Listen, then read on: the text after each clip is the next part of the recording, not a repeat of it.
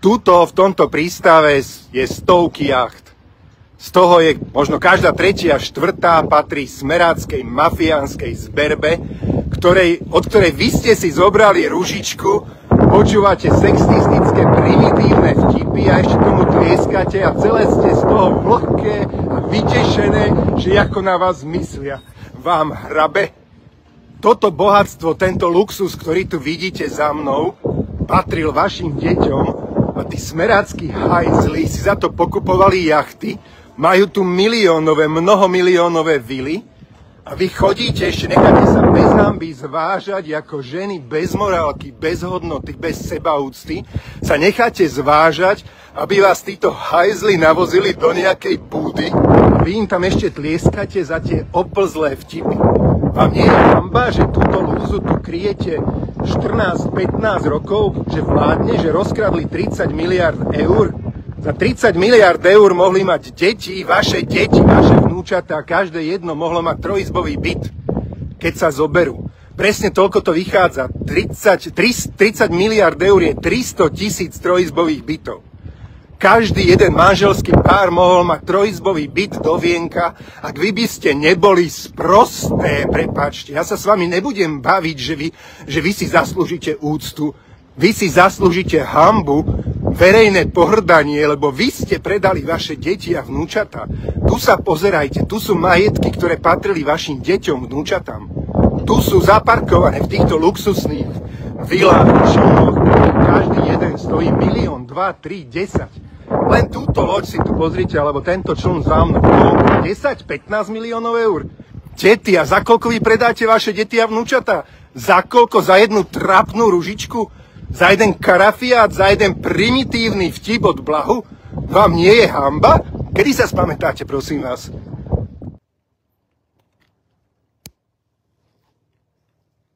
Čaute na Slovensko. Sme v Chorvátsku, sme kúsok od mora, možno tak meter. A sme blízko Šibeníku, blízko Primoštena, blízko Rogoznice a sme v dedine Ražaň. V tejto dedine podľa chorvátskych médií, podľa druhého najčítanejšieho chorvátskeho denníka, volá sa Večerný list, si Robert Fico, píšu to priamo na prednej strane a následne potom na celej štvrtej strane, si môžete pozrieť. Celá štvrtá strana venovaná Ficovi. Píšu o tom, že slovenský premiér sa zalúbil do tejto dediny a priamo tu si kúpil pozemok a stavia tu vilu. Mali sme tu informáciu už od 25.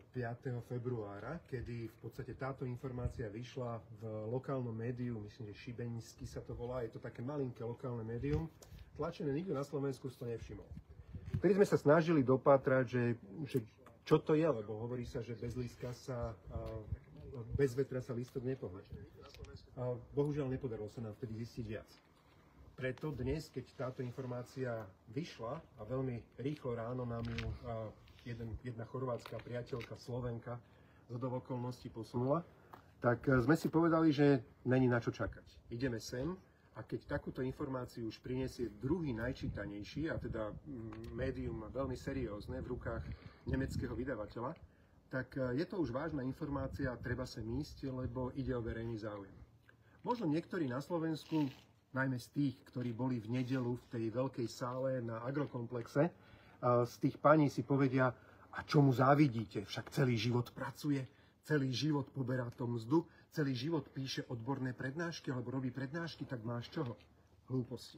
Fico za celý život nezarobil zďaleka toľko, aby si mohol dovoliť minulý rok kúpiť luxusný byt za 1 000 000, síce na papieri len za 500 000, ale v hodnote 1 000 000. A teraz vyťahnuť len tak z vrecka ďalší 1 000 000 eur, lebo akýkoľvek dom, ktorý si tu pozriete, teraz je síce tma, ale zajtra vám to ukážeme aj cez deň, tu stojí plus minus, môžeme hovoriť 1 000 000. Jednoducho nemá na to čestné zarobenie peniaze. Preto je dôležité, aby v takejto situácii sme my v opozícii nezostali sedieť niekde doma tichučko v Bratislave a písať nejaké statusy, ale aby sme sa vybrali na miesto činu. Preto sme sem prišli sme sem približne možno pred hodinkou, trošku bola komplikovaná cesta a zápchy a chceme tu stráviť zajtrajšie minimálne do obede. Rozprávať sa s domácimi a nech sa nám podarí spoločnými silami priblížiť sa k pravde. Lebo Fico dnes povedal, že žiadne také, že on v žiadnom prípade si tu nekúpil ani pozemok a nekúpil si tu ani žiaden dom a nestavia tu žiadnu vilu. Ale Fico je fiškus. Je to prefíkaný človek, áno, veľmi inteligentný, ktorý 14 rokov zneužíva svoju inteligenciu proti tým ľuďom, ktorí ho volili. A využívajú na to, aby ich okradol a užíval si potom megaluxus. Tak ako sme svojho času prišli do Vietnamu k tej zlatej vani, v ktorej sa počas Silvestra rochnil a potom zrazu si vymýšľal alibi, že on tam vlastne ani nebol. A ešte si dal aj vystaviť to potvrdenie.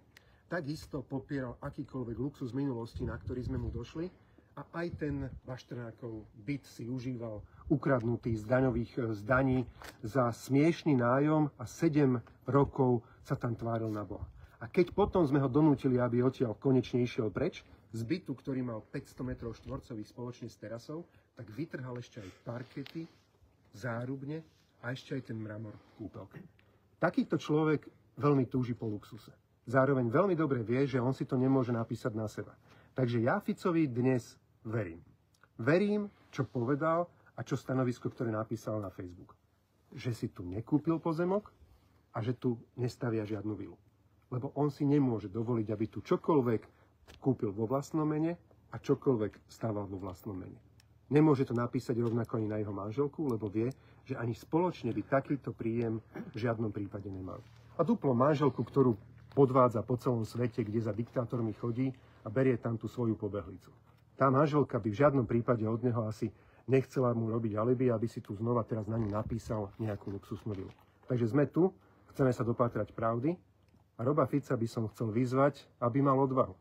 Aby mal odvahu sa prihlásiť k luxusu, ktorý si užíva, a chcem mu odkázať, že v žiadnom prípade neverím jemu, skorumpovanému zločincovi, ktorý 14 rokov nerobí nič iné, len rozkráda naše spoločné, ale určite verím o mnoho viac nemeckému vydavateľovi a druhému najčítanejšiemu médiu alebo denníku v Chorvátsku, Večernému listu, ktorý ho svojím článkom dnes usvedčuje z toho, že túto vilu má, kúpil si pozemok a stavia si. Uvidíme zajtra. Sú tu so mnou aj Julo Jakab, aj Rastio Krátky. Ahojte. Strávime tu... Čaute. A strávime tu spolu, hovorím, s domácimi niekoľko hodín a budeme sa snažiť dopátrať pravdy. Po ceste sme volali redaktorke, ktorá napísala ten článok vo Večernom liste. Pýtali sme sa jej, ako hodnovernú má tú informáciu a povedala, že podľa jej informácií, a teda má tie informácie overené, si Fico tú pozemok kúpil, stavia tú vilu, ale nie v svojom mene. Ja pevne verím, že aj tak, ako aj píše v tom článku, že postupne bude pridávať ďalšie informácie, že to aj urobí, ale chceli sme vás pozdraviť na Slovensko, že nám Slovensko nie je ukradnuté. Lebo keď politici budú kradnúť a budú si vyvážať nakradnuté peniaze do takýchto luxusných prímorských destinácií, tak dotedy na Slovensku nebude dobre. Áno, bude pár tiet, ktoré dobromyselne budú tlieskať a za kytičku sa nechajú kúpiť a opäť mu to tam hodia. Ale ostatné až milióny ľudí na Slovensku zbytočne budú trpieť. Za 14 rokov Robert Fico nás dostal na spodné priečky všetkých možných rebríčkov. Už sme horší ako Bulharsko a Rumunsko. To je výsledok vlád Roberta Fica. Ale tu okolo nás, len tu, vo vzdialenosti stoviek metrov od nás, sú desiatky víl rôznych smeráckých zlodejov, ktorí systematicky s Ficom rozkradajú naše spoločné. Rôznych smeráckých prisluhovačov Roberta Fica a zajtra vám ukážeme priamo ich vily, ktoré sme tu medzičasom za tú chvíľku dokázali identifikovať. Čaute, čaute, vidíme sa zajtra. Poprosím Jula Jakaba. Ako Igor hovoril, druhý najčítanejší denník priniesol dneska správy. A tie správy, ktoré denník uviedol, sa sám odvoláva na informácie od miestnych ľudí. Aby ste pochopili, je tu malá komunita ľudí, všetci sa navzájom poznajú, všetci chápu, kto komu predal pozemky, všetci vedia, kto komu stavia vily. Čiže tieto informácie považujeme za vierohodné. A tak, ako Hnutie Slovensko vždy ukazovalo majetky, ktoré majú patriť ľuďom a nie politickým mecenášom, ktorí k týmto peniazom a k týmto majetkám prišli pochybným spôsobom, tak to robíme aj teraz. Spomente si, kto objavil počiatkovú vilu, kto na ňu upozornil, kto vycestoval do Francúzska za počiatkovou vilou. Kto vycestoval do Francúzska za Kažimírovou vilou. V obidvoch prípadoch sme to boli my. keď sa ukázalo, že Robert Fico si užíva zlaté vane vo Vietname, kto vycestoval a kto ukázal celému Slovensku a celému národu zlatú vaňu, ten opulentný luxus za tisíce eur na jednu noc. Bolo to Hnutie Slovensko, bol to Igor Matovič a boli sme to my, ktorí chodíme a ukazujeme tento majetok, aby všetci ľudia na Slovensku videli, že politici, ktorí nemali ako nadobudnúť tento majetok počas celého svojho života, aj keby si všetky peniaze odkladali, aj keby nič vo svojom živote nejedli, tak si nedokážu tento majetok vybaviť, nevedia si ho dopriať, nevedia si ho kúpiť. A to je to, čo ukazujeme ľuďom a čo ukazujeme celému národu. A zajtra to uvidíte aj na vlastné oči, aké miliónové vily sme tu objavili, komu patria a tak ďalej. Samozrejme, Robert Fico ani nikto z vrcholových politikov to nikdy nemá napísané priamo na seba. Vždy to robia rôznymi spôsobmi, aby ľudia nevideli. Aby mohli povedať, že to nie je a to nie sú moje. Ale všetci si pozrite, prosím vás, fotky na Google, kde sa títo politici chodia rekreovať, kde ich nafotili bulvárne médiá, kde Robert Fico trávil svoj čas, potom ako bol postrelený a kde si liečil svoje rany. Bolo to presne tu a tie fotky si môžete pozrieť, sú voľne dostupné, môžete si pozrieť, v ktorých miestach sa pohyboval. My v týchto miestach teraz stojíme a stojíme s vydaním druhého najčítanejšieho denníka chorvátskeho, ktorý hovorí o tom, že presne v tých miestach, kde všetci poznáte tie fotky, že Robert Fico tu má svoje majetky a že sa mu tu stavia vila a že tu má svoj pozemok. A nie len on, ale aj ostatní. A ako hovorím, že je to založené na údajoch, ktoré majú od ľudí, ktorí tu bývajú a ktorí tu pracujú a ktorí vedia, čo sa tu deje.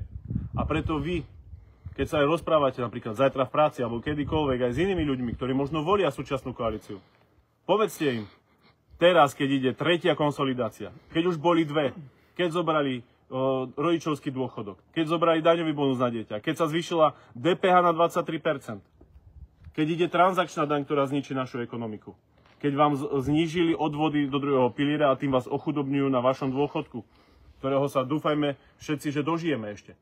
Lebo budeme musieť splácať nenormálne dlžoby, ktorá táto vláda robí. Aj keď sa vyhovárajú na predchádzajúce vlády. Aj keď sa vyhovárajú na Igora Matoviča, aký dlh urobil. A pritom oni míňajú dvakrát toľko a nemajú žiadne krízy. A o nikoho sa na Slovensku nestarajú, len sami o seba a na všetkých ľudí uvalili konsolidáciu. A teraz chystajú tretiu konsolidáciu. Miliardy eur vám ťahajú z peňaženiek, lebo oni nevedia šetriť. A nevedia šetriť aj na svojich platoch, ktoré si opulentne a absolútne, že nehorazne, a to svet nevidel, ako si tie platy zvyšujú, Robert Fico 12 000 eur mesačne. A aj tak si proste podradne a pod rúškom tmy, teraz sme v takej tme, pod takýmto rúškom tmy si zabezpečujú oni svoje majetky, o ktorých sa musíte dozvedať z rôznych, mimo nášho Slovenska, mimo médií z iných krajín. Ako sme dneska hovorili, chorvátske číslo 2 denník, ktorý sa tu tlačí vo veľkom. A ktorí si ľudia čítajú a si hovoria, že čo ten Robert Fico, čo tu robí? Perie tu ruské ruble? Prečo nie je na Kríme? Prečo nie je na ruskom pobreží? Kde je Ľuboš Blaha, ktorý z Moskvy kričal, že Rusko vyhráva, Európa prehráva? Prečo Robert Fico je v Chorvátsku? Prečo jeho všetci mecenaši majú v Chorvátsku vily? Alebo na Azurovom pobreží? A nemajú v Rusku, a nemajú na Kríme, a nemajú tam niekde na Kamčatke. Ale tu majú. Toto je farizejstvo súčasnej vlády. A na to sme prišli upozorniť. Tak jak Julo povedal vlastne, že prečo nie je na Kryme, tak to je zaujímavé, že keď si prečítate aj diskusiu priamo pod tým nedeľným listom, pod tým chorvátskym denníkom, či už na Facebooku alebo na ich stránke, tak Chorváti sami sa pýtajú, že a prečo Fico nejde na Krym? Čo tu pere ruble? A posielajú ho kade ľahšie. Je vidieť, že čo si Chorváti o tomto Putinovom agentovi myslia a najradšej by boli, aby sem jednoducho neprišiel. Jasné, zase, že ľudia, ktorí tu žijú, tak sú rádi, keď sem príde hociaký zbohatlík, lebo potom oni nechávajú. To sú ľudia, ktorí nechajú bakšiš v pohode za jednu večeru 500 eur čašníkovi a čašník potom ruky, nohy boskáva a v živote ho neprezradí. V živote mu neurobí nič, čo by mu ublížilo.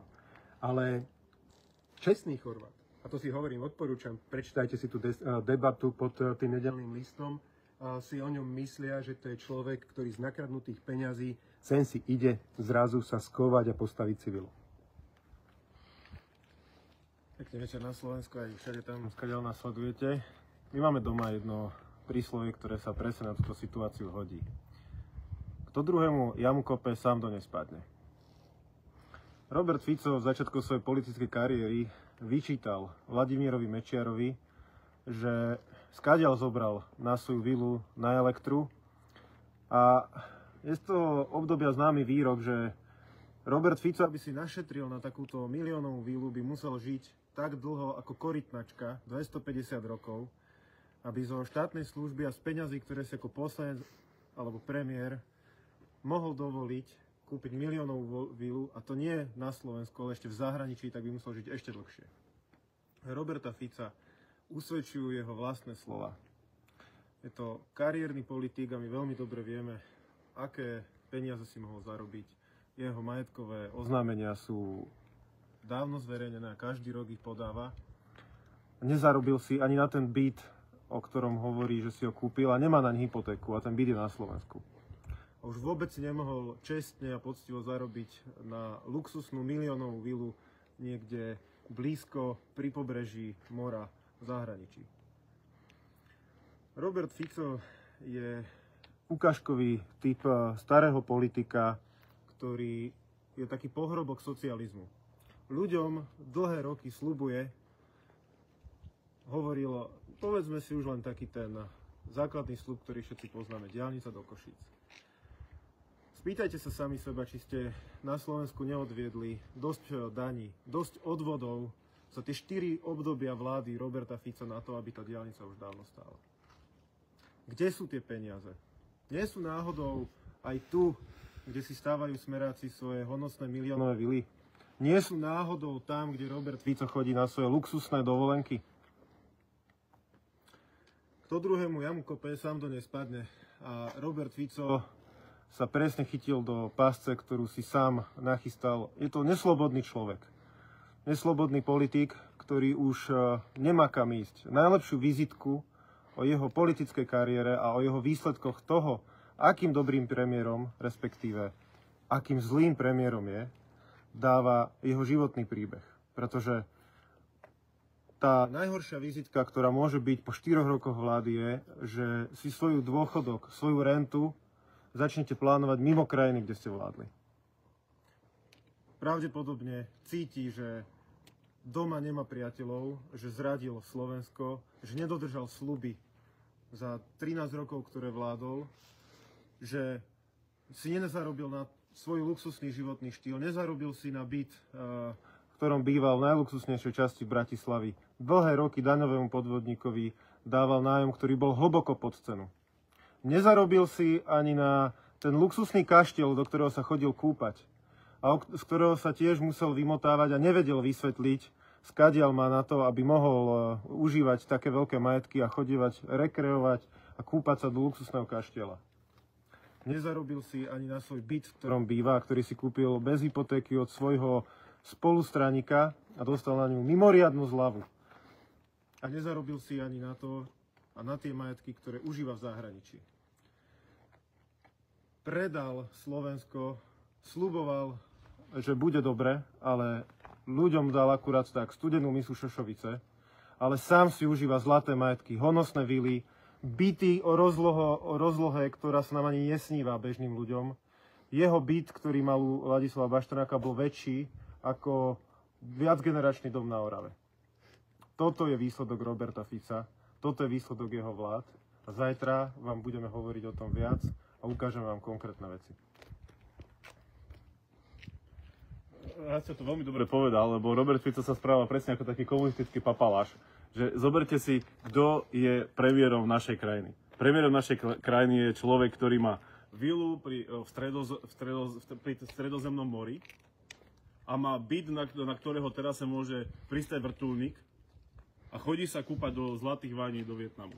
Tak toto je premiér Slovenskej republiky. Bohužiaľ.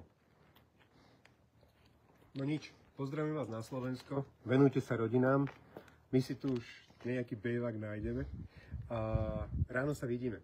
Ráno, respektíve My si ráno odrobíme tú robotu. Chceme identifikovať rôzne tie vily, lebo však akože postupne tie informácie však prichádzali o tom, že práve v tejto dedinke a vo vedľajšej Rogoznici sa tá smerácka mafia kebyže vyrojila. Poskupovali to, možno tu majú každý tretí dom. Takže niekoľko z nich zajtra určite zidentifikujeme. Chceme vám ich ukázať, tak možno niekedy pred obedom alebo okolo obeda sa vám prihlásime. Nie je to príjemné chodiť takto niekam krížom, krážom po Európe a ukazovať majetky týchto zločincov. Ale je to naša robota, lebo mali by sme ísť korupcii po krku a čo viac je korupcia, keď si politik, ktorý nemá oficiálne zarobené peniaze, nikdy nepodnikal a zrazu užíva majetky, ktoré sú vysoko, vysoko nad jeho možnosti. Preto sme tu, preto sa verejne budeme pýtať, zajtra aj ďalšie otázky Roberta Fica spolu s vami a vo vašom mene. Čaute, čaute a dobrú noc. Ahojte, pekný večer. Ahojte. Ďakujem ti za sledovanie. Budem rád za like, odber a sledovanie skupín, ktoré nájdeš v popise pod môjim videom.